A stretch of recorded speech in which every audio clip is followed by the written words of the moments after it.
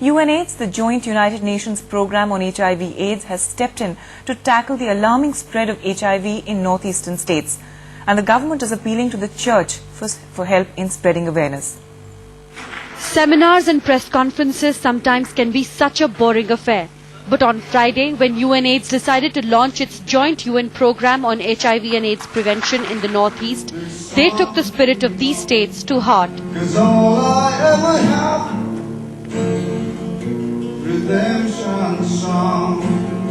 This song needs to be sung in every home.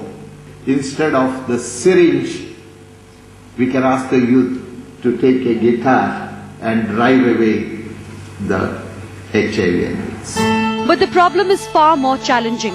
In the Northeast, HIV is spreading almost like an epidemic. In fact, 2 of the 6 states in India with the highest prevalence of HIV states are Manipur and Nagaland. Also, 30% of the country's injecting drug users or IDUs are in the Northeast. But what the government and NACO are most worried about is that there are more and more cases of HIV being transmitted sexually. There are already many programs across the country which are working towards halting and even reversing the epidemic of HIV.